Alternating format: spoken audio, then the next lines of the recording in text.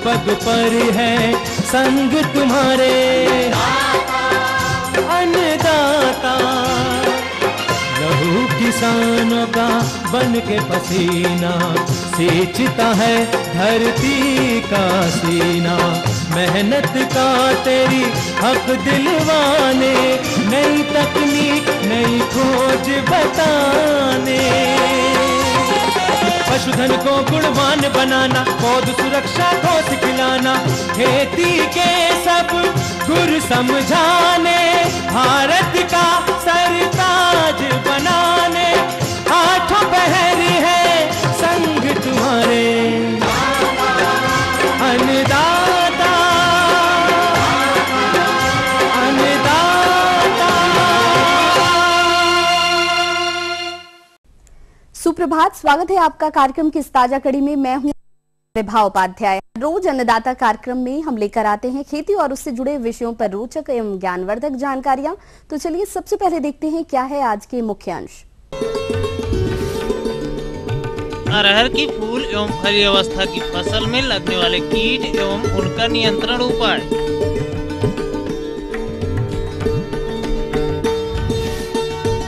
गन्ने की परिपक्व फसल की कटाई एवं कटाई उपरांत मिल तक पहुंचाने तक बरती जाने वाली सावधानियां।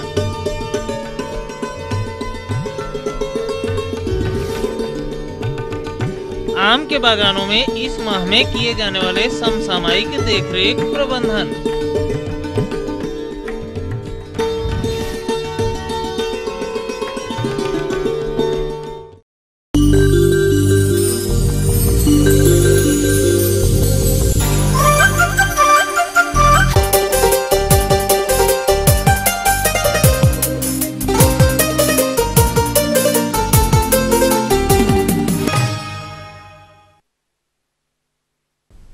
अरहर समूचे भारत में दाल वाली मुख्य फसल है, जिसमें 250 से ज्यादा प्रकार के रोग और कीटों का प्रकोप देखा जाता है, जिनमें से कुछ कम तो कुछ बहुत ही विनाशकारी हैं। इसका नियंत्रण किए बिना अरहर की अच्छी उपज प्राप्त कर पाना असंभव है। अतः पौध संरक्षण पर क्या है वैज्ञानिकों की राय, देखिए इस प्रस्तुति के माध्यम से। किसान भाइयों, यदि आपने अरहर की बुवाई समय से की है तो आपकी फसल इस समय लगभग फूल एवं फली बनने की अवस्था पर खड़ी होगी। तो इस फसल से सफल उत्पादन प्राप्त करने के लिए यह जरूरी है कि फसल में इस अवस्था में कुछ हानिकारक कीट काफी क्षति करते हैं, जैसे फफूला बीटल एवं फली बेधक इत्यादि का प्रकोप देखा जाता है। यदि इनका समय रहते से उचित रोकथाम नहीं किया गया तो निश्चित रूप से आपके अरहर फूल एवं फलियों में भारी क्षति करेगी, जिसके परिणाम स्वरूप उपज में भारी गिरावट आएगी।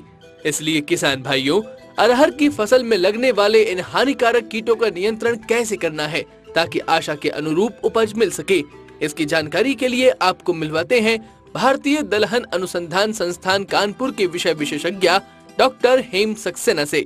इस समय अरहर की फसल आपकी खेत में खड़ी है और बहुत सारे पेड़ों में फूल और फलियां छोटी छोटी सी निकल आई हैं। आपको फसल में इस समय जो कीड़ा सबसे अधिक नुकसान पहुंचाता है उसका नाम है फफोला बीटिल। ये बीटिल बहुत बड़ी सी बीटिल होती है और इसके पीठ पे नारंगी और काले रंग की धारियां होती हैं। ये बीटिल आपकी अरहर की फसल के फूलों को खा जाती है और ये भी अनुमान नहीं लगा पाते कितने फूलों को खा गई। इस तरह से ये आपकी फसल के उत्पादन को सीधे तौर से नुकसान पहुंचाती है। ये बहुत खतरनाक होती है। अगर आप इसको पकड़ने की कोशिश करेंगे तो एक तरह का विषैला पदार्थ आपके हाथ में डाल देती है, जिससे कि आपके हाथ में फफोला निकल आएगा। इसीलिए इसको फफोला बीटिल कहते हैं। इसको नियंत्रण करना बहुत मुश्किल है। इसको नियंत्रण करने के लिए आप हाथ में दस्ताने पहन लीजिए और शाम के टाइम जब धुंधलका हो जाता है, सूरज ढल जाता है, तो ये सब बीटल्स की एक पेड़ या झुंड में किनारे इकट्ठा हो जाती हैं। उसी समय अगर आप उन बीटल्स को एक पॉलीथीन में गिरा लें और मिट्टी का तेल डालकर उनको नष्ट कर दें तो इस तरह आप इसको नियंत्रित कर सकते हैं। फिर इसके बाद जैसे जैसे फसल बढ़ती जाती है तो उस समय चना फली बेधक का भी प्रकोप बढ़ने लगता है। चना फली बेधक जैसा कि आप जानते हैं, ये फली बेधक चना और अरहर दोनों में ही खाता है।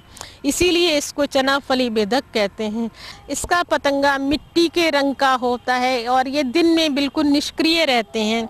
जैसे ही दिन ढलने लगता है और धुंधलका हो जाता है, ये सक्रिय हो जाते हैं और खेतों में उड़ने लगते हैं। इसकी मादा एक एक अंडे दूर दूर खेतों में बिखेर देती है, जिससे छोटी छोटी सूड़ी निकलकर आपकी फसल को नुकसान पहुंचाना शुरू कर देती है। इस तरह खाते रहती है और बढ़ती जाती है। जब ये बड़ी हो जाती है, तीसरी अवस्था में पहुंच जाती है, तो ये तीसरी अवस्था की सूड़ी आपकी फली में जो दाना बन रहा होता है उसमें खाना शुरू कर देती है। ये अपना मुंह फली के अंदर डालकर एक दाना खाती है, फिर मुंह निकाल लेती है, फिर दूसरा दाना खाती है। इस तरह खाते खाते आपकी फसल को नुकसान पहुंचाती है। इसलिए इसको नियंत्रित करने के लिए फेरोमोन ट्रैप या यौन आकर्षण जाल लगाना चाहिए। यौन आकर्षण जाल में एक प्लास्टिक का डिब्बा होता है। इस डिब्बे के ढक्कन में एक छोटा सा गुटका लगा देते हैं। इस गुटके में मादा की गंध आती है। मादा की गंध आने से इसके जो उस क्षेत्र में जितने भी नर पतंगे होते हैं वो रात में इसकी तरफ आकर्षित होकर नीचे मोमिया में इकट्ठे हो जाते हैं। आप सुबह जाकर अगर मोमिया देखेंगे तो अगर 4 या 5 पतंगे 4-5 रात तक लगातार आए तो ये समझ लेना चाहिए आपके क्षेत्र या आपके गांव में चना फली बेधक का पतंगा आ गया है और ये 1 हफ्ते के अंदर में आपकी फसल पर अंडे देगा और वो नुकसान पहुंचाएगा। इन अंडों को या चना फली बेधक के प्रकोप को नियंत्रित करने का पूरा उपाय कर लेना चाहिए। फिर इसको नियंत्रित करने के लिए सर्वप्रथम है आप निबोली का उपयोग करें।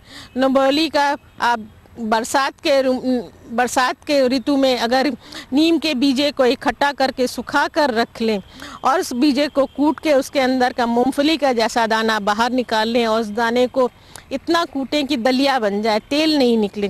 फिर उस दलिया को एक कपड़े में पोटली बांधकर रात भर पानी में भिगो दें। सुबह उसमें मल कर निकालें तो उसमें सफ़ेद रंग का दूध या सत्त निकलेगा। ये सत्त नीम का सत्त होगा और ये आपके बाल्टी के पानी में आ जाएगा। इस नीम के सत्तू को किसी भी कीटनाशक दवाई छिड़कने वाली मशीन से अगर आप अपने खेत में छिड़क देंगे तो ये सूड़ी चना फली बेधक की सूड़ी सर्तियाँ मर जाएगी और आपकी फसल बच जाएगी। अगर देखते हैं कि आपके यहाँ कुछ सूड़ी बच गई हैं और बड़ी हो गई हैं तब तो फिर इसको नियंत्रित करने के लिए आपके पास NPV है। NPV के घोल का 350 LE पर हेक्टेयर के हिसाब से अगर छिड़काव कर दें तो नियंत्रित हो जाएगी। लेकिन अंतिम विकल्प है, अगर आपकी फसल तब भी नहीं बचती है तो अंतिम विकल्प है आप किसी ऐसे कीटनाशक का उपयोग करें जो कि पर्यावरण सुरक्षित हो, हरा लेवल का हो और उसमें वो आपके कीड़े को नष्ट कर सके। इसमें स्पाइनोसॉड नाम का एक दवाई है, उसको आप छिड़क सकते हैं। उससे आप इस कीड़े को चना फली बेधक को नियंत्रित कर सकते हैं और अपनी फसल को बचा सकते हैं। इस तरह आप अपनी फसल को, अपनी आमदनी को बढ़ा सकते हैं और खुशहाल हो सकते हैं।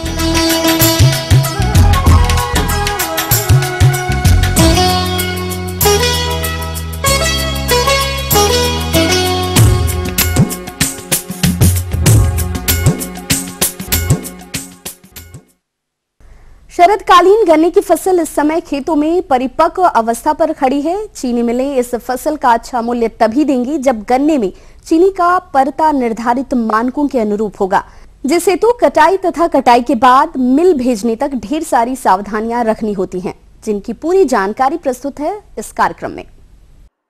किसान भाइयों, नगदी फसल गन्ना को चीनी मिल पर भेजने की पूर्व पूरी तरह परिपक्व होने के साथ साथ इसकी अच्छी तरह कटाई करके समय से भेजकर ही आप शुगर मिल से अच्छा मूल्य प्राप्त कर सकते हैं।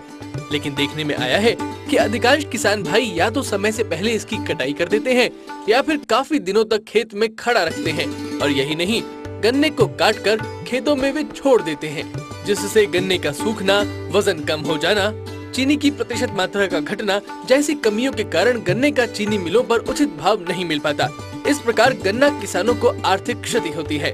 अतः गन्ने की कटाई से लेकर चीनी मिल तक पहुंचाने में किन किन बातों का ध्यान रखना है, इसकी जानकारी के लिए मिलते हैं गन्ना शोध संस्थान शाहजहांपुर के विषय विशेषज्ञ डॉक्टर सुभाष चंद्र सिंह से।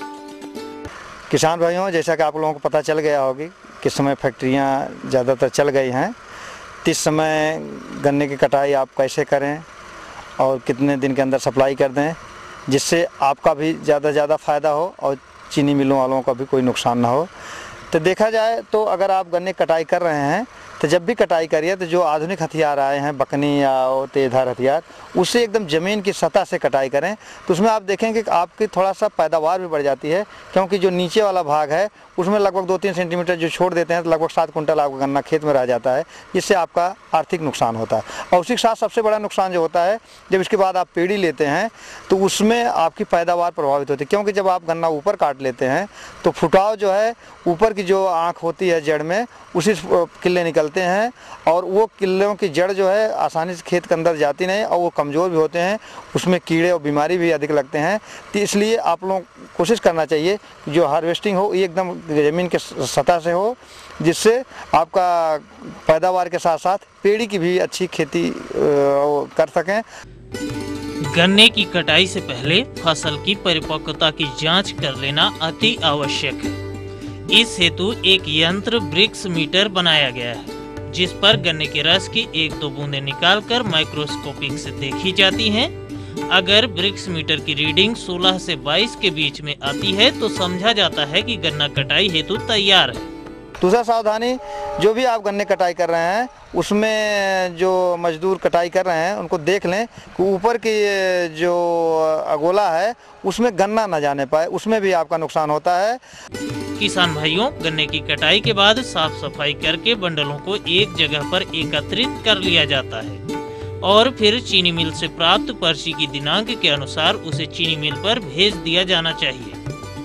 अगर किसी कारणवश गन्ने को खेत पर रोका जाता है तो ढेर को गन्ने की सूखी पत्तियों से अच्छी प्रकार ढक देना चाहिए। तो जनरली आप देखे होंगे कि जब शरदकालीन गन्ना कटाई होती है, चाहे वो पेड़ी हो या आपकी अगेती प्रजातियां हैं, तो उसमें फुटाव कम होता है। तो उसके लिए गन्ना शोध परिषद में जो परीक्षण किया गया है उसमें ये पाया गया, अगर आप कटाई के बाद 10 टन ताज़ा प्रेसमड डाल के गुड़ाई कर दें तो आप देखेंगे कि खेत की मृदा तापमान जो बढ़ने से आपकी पेड़ी का फुटाव अच्छा हो जाता है और जिससे आप पाएंगे कि इसमें किल्ले भी ज़्यादा आते हैं और मिलेबल केन के साथ साथ गन्ने की उपज बढ़ जाती है। अन्नदाता कार्यक्रम मिलेंगे एक छोटा सा ब्रेक और जल्द लौटेंगे और कार्यक्रम में आगे आपको दिखाएंगे।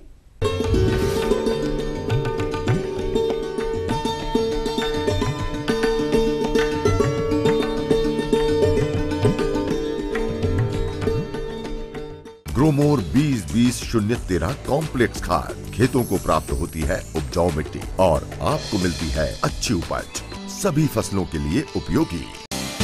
आम खबरों से अलग ऐसी खबर, दमदार है जिसका वजूद, जिसमें हैसियत है लोगों पर बड़े पैमाने में असर करने की, वही खबर है विशेष। देखिए इस समय पर।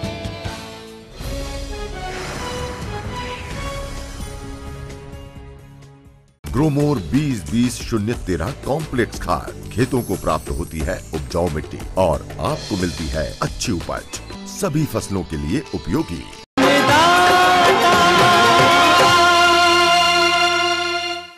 ब्रेक के बाद एक बार फिर से आप सभी दर्शकों का अन्नदाता कार्यक्रम में स्वागत है। बढ़ते हैं अगली कड़ी की ओर।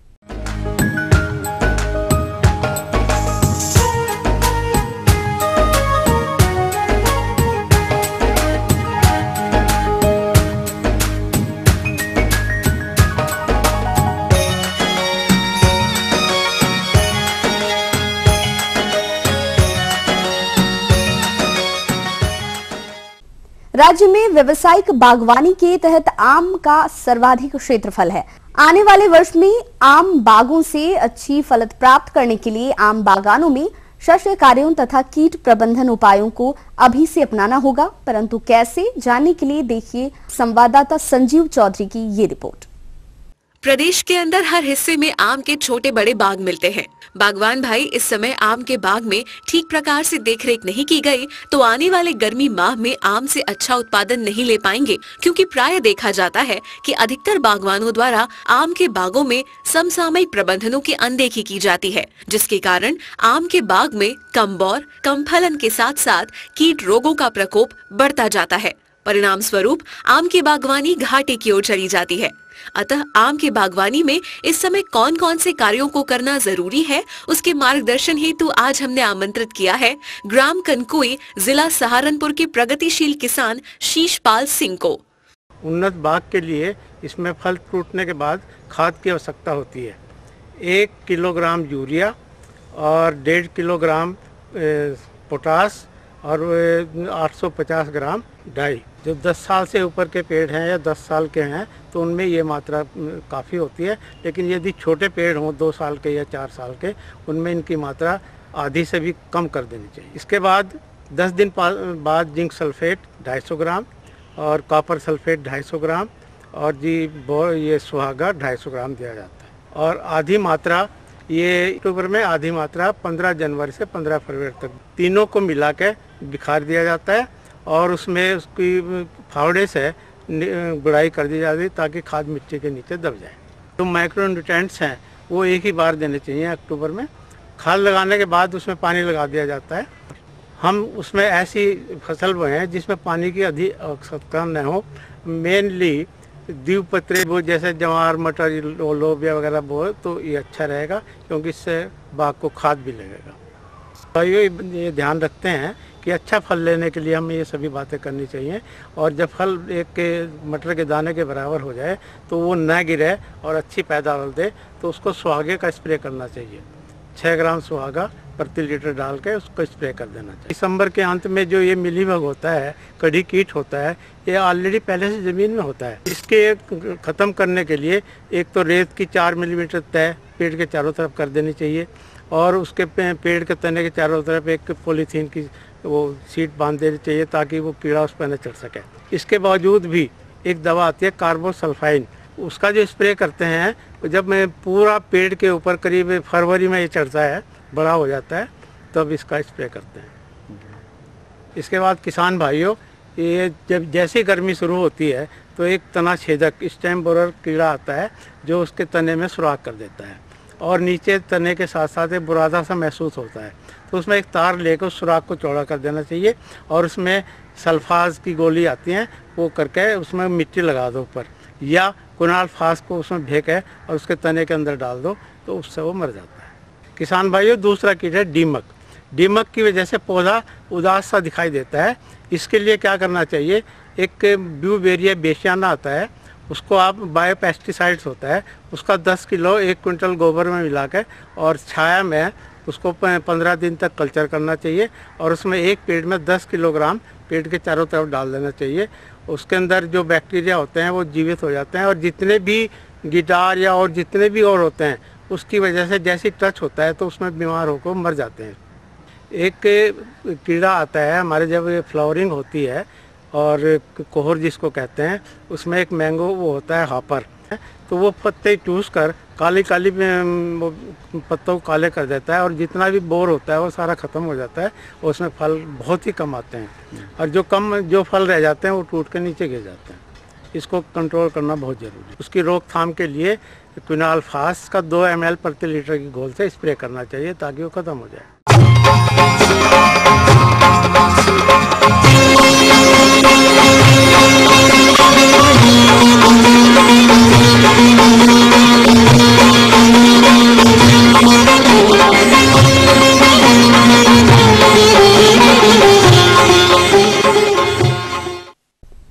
आपको डेयरी पशुओं से अधिक दुग्ध उत्पादन मिलता रहे, इसके लिए हम कार्यक्रम के माध्यम से समय समय पर इससे जुड़ी तमाम जानकारियां आप तक पहुंचाते रहते हैं। आज हम जानकारी लेकर आए हैं पशु आहार में यूरिया मिनरल मोलासिस ब्लॉक के बारे में, जो प्रस्तुत है इस कड़ी के माध्यम से। पशुओं को किसानों द्वारा कृषि सह व्यवसाय के रूप में प्रमुखता से अपनाया गया है, लेकिन जिस उत्पादन की चाह में किसानों ने इसे अपनाया है उतना उत्पादन नहीं मिल पाता, क्योंकि पशुपालक भाई चारे एवं दाने की पूर्ति तो कर देते हैं, परंतु इनके पोषण में खनिज मिश्रण की तरफ कोई ध्यान नहीं देते हैं। परिणाम स्वरूप पशुओं से उत्पादन तो कम मिलता ही है, साथ ही चारे का पाचन भी पूर्ण रूप से नहीं हो पाता है। आज इसी कड़ी को आगे बढ़ाते हुए हम जानकारी लाए हैं पशु पोषण में यूरिया मिनरल मोलासिस ब्लॉक के बारे में, जिसे किसान खिलाकर न केवल अपने पशुओं को स्वस्थ रख पाएंगे बल्कि उनसे कम खर्च में अच्छा उत्पादन भी ले पाएंगे। इस बारे में जानकारी के लिए हमारे संवाददाता ने संपर्क किया कृषि विज्ञान केंद्र सिरोही के एक विषय विशेषज्ञ डॉक्टर पंकज लवानिया से। तो उन्होंने क्या जानकारी दी, देखिए कार्यक्रम की इस प्रस्तुति के माध्यम से। Urea mineral molasses block UMMB ये एक ईंट है जिसका वजन 2 किलो होता है कि ये सिर्फ जानवर के लिए चाटने के लिए होती है। और सबसे अच्छी बात यह है कि जब भी आप इस ब्लॉक को इस्तेमाल करेंगे और उस वक्त के सीजन में या मौसम में जब जानवर के पास में हरा चारा नहीं है देने को या खाने को, और उस वक्त अपन इस ब्लॉक को अपन जानवर को चाटने के लिए दें तो हरे चारे की कमी जो है वो बराबर दूर की जा सकती है कमी को, और एक बिल्कुल सतत दूध उत्पादन लिया जा सकता है। इसमें यूरिया भी है, मिनरल भी है, मोलासिस भी है। यानी कि इसमें यूरिया इसलिए डाला हुआ है, यूरिया एक प्रोटीन के सोर्स की तरह काम करता है। इसके साथ साथ इसमें मिनरल मिक्सचर डाला हुआ है और गुड़ मोलासिस जो जिसको कहते हैं वो डाला हुआ है। इन तीनों चारों चीज़ों को एक प्रोपोर्शन में रख के नहीं और एक इस तरह से खांचे में सेट करके ब्लॉक बनाया जा सकता है। इसके फ़ायदे जहाँ तक अपन बात करेंगे बहुत फ़ायदे हैं। जानवरों के पाचन तंत्र को बदस्तूर बनाए रखता है।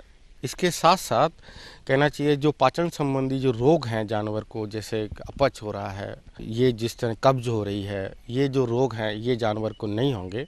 इस चीज़ को अगर हम जानवरों के आहार प्रणाली में समावेश करते हैं तो हम लोग कहीं ना कहीं एक बढ़े हुए दूध उत्पादन से दूध उत्पादन की कीमत को कम कर पाएंगे। अवयव जो हैं, इंग्रेडिएंट जो हैं लोकल स्तर पर मिलने वाले हैं, जिसमें यूरिया है, मिनरल्स मिक्सचर हैं, मोलासिस गुड़ है और एक खांचा होता है। एक जैसे ईंट बनाने का खांचा होता है, ऐसे ही अगर उस मिक्सचर को बना के ईंट बनाने के खांचे में रख दिया जाए और फिर सुखा दिया जाए तो बिल्कुल वो ब्लॉक बन जाता है। एक ब्लॉक एक बड़े जानवर के लिए, गाय या है या भैंस है, तो 7 दिन के लिए पर्याप्त रहता है। और यही ब्लॉक अगर आप बकरी या भेड़ छोटे जानवरों में इस्तेमाल कर रहे हैं तो 21 दिन के लिए काफ़ी होता है। कुछ सावधानी रखने की आवश्यकता है। गाय और भैंस में 3 महीने तक बच्चा माँ का दूध पीता है, तब तक उसका जो र्यूमन है, पाचन तंत्र का विशेष जो पार्ट है वो डेवलप नहीं होता है। 3 महीने के बाद में उसका र्यूमन शुरू हो जाता है। आपने भी देखा होगा 3 महीने के बाद में जानवर जुगाली करना शुरू कर देता है। इसका मतलब हुआ कि उसका र्यूमन काम कर रहा है। तो 3 महीने से छोटे बच्चे हैं, 3 महीने तक बच्चे हैं, उनको इसको चटाया ना जाए। एक बात ध्यान रखना ये है। तो अगर अपन कहना चाहिए कि जैसे अगर अपने मैंजर या नाद बनाया हुआ है जानवर का तो वहाँ रख दीजिए। जानवर ने चारा खाएगा, उसके बाद वो धीरे धीरे चाटता रहेगा। एक करीब अंदाज से हम लोग लगते हैं कि एक दिन में अगर जानवर चाटता है इसको 100 ग्राम वो आराम से वो चाट लेता है। इस हिसाब से ये ब्लॉक 7 दिन के लिए एक बड़े जानवर के लिए पर्याप्त होती है। और दूसरी ख़त्म हो जाए तो दूसरी बार आप लेके आ सकते हैं। लेकिन अगर आप जब भी देखें 35 रुपये का जो है ब्लॉक का 35 रुपये जो एडिशनल अतिरिक्त जो खर्चा हुआ है, ये 35 रुपये का जो खर्चा किया जा रहा है ये आपको दुगने से ज़्यादा कहीं बढ़े हुए दूध के रूप में आपको देगा। यहाँ पर रुकेंगे एक और छोटे से ब्रेक के लिए। आगे रोचक अंश के साथ एक बार फिर से हाजिर होंगे, बने रहिए हमारे साथ।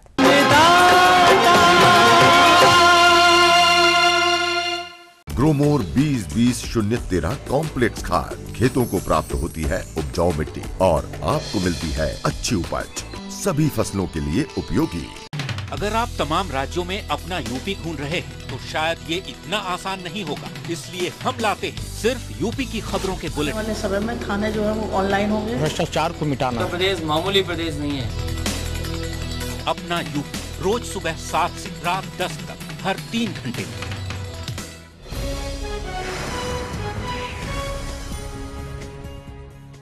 ग्रोमोर 20-20-013 कॉम्प्लेक्स खाद खेतों को प्राप्त होती है उपजाऊ मिट्टी और आपको मिलती है अच्छी उपज, सभी फसलों के लिए उपयोगी।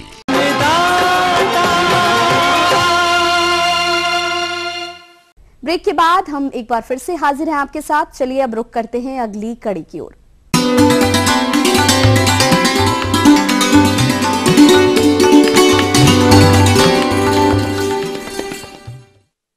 अन्नदाता हेल्पलाइन निःशुल्क फोन संपर्क सेवा के माध्यम से पूछे गए प्रश्नों में से चयनित प्रश्न और उसका जवाब इस प्रकार से है। निःशुल्क अन्नदाता हेल्पलाइन में आज जो प्रश्न शामिल किया गया है उसे पूछा है राजा खेड़ा आगरा से भरत कुशवाहा ने। आप गेहूं की फसल में दीमक के प्रकोप से नियंत्रण पाने हेतु जानकारी चाहते हैं, तो इसके लिए देखिए कार्यक्रम की यह प्रस्तुति।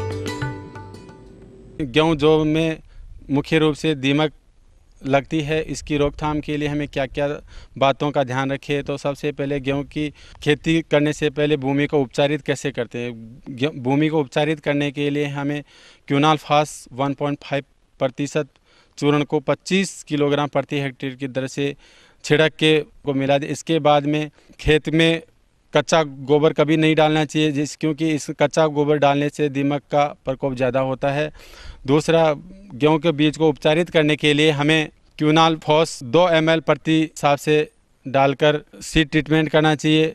अगली खड़ी फसल में हमें क्या क्या ध्यान रखना चाहिए। अगर खड़ी फसल में दीमक का प्रकोप हो तो सिंचाई समय समय पर करता रहना चाहिए, और सिंचाई के साथ क्यूनाल्फास 4 लीटर प्रति हेक्टेयर के हिसाब से डालें, और एक रानी करीबन 25 से 30 हज़ार श्रमिक पैदा करती है। किसान भाइयों, दीमक की रानी को कैसे नष्ट करते हैं। ये रानी भूमि के अंदर 8 से 10 फीट नीचे रहती है, तो उसको नियंत्रण के लिए हमें बम्बी के अंदर केरोसिन तेल को किसी भी इंसेक्टिसाइड या कीटनाशी दवा में मिलाकर उसको बम्बी के अंदर डाल देते हैं, जिससे रानी नष्ट हो जाती है। अतः किसान भाई, इन सभी बातों का ध्यान रखेंगे तो हम दीमक को खेत से कम कर सकते हैं और अच्छी उपज प्राप्त कर सकते हैं।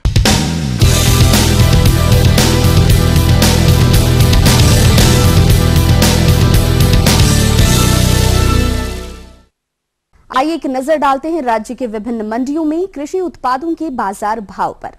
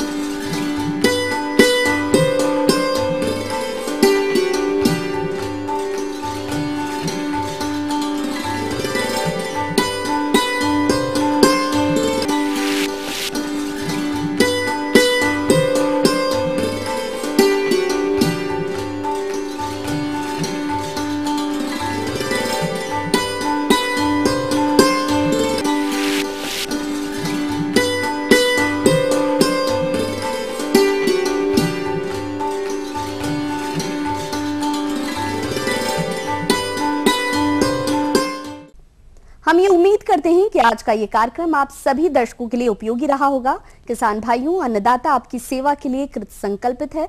कृषि संबंधित समस्या एवं सुझावों के लिए आप हमें इस पते पर संपर्क कर सकते हैं। प्रोड्यूसर अन्नदाता, ETV Uttar Pradesh, Uttarakhand, Ramoji film city, Hyderabad 501512। साथ ही आप हमें ईमेल भी कर सकते हैं। हमारा ईमेल ID है annadata.up@etv.co.in। इसके अतिरिक्त आप हमें निःशुल्क हेल्पलाइन नंबर पर भी संपर्क कर सकते हैं। ये नंबर है 180042540885, जिस पर शाम 5 बजे से लेकर 6 बजे के बीच आप संपर्क कर सकते हैं। आज के कार्यक्रम में फिलहाल इतना ही। कल फिर इसी समय आपसे मुलाकात होगी कृषि संबंधित कुछ और जानकारियों के साथ। तब तक के लिए पूरी अन्नदाता टीम को दीजिए इजाजत। नमस्कार।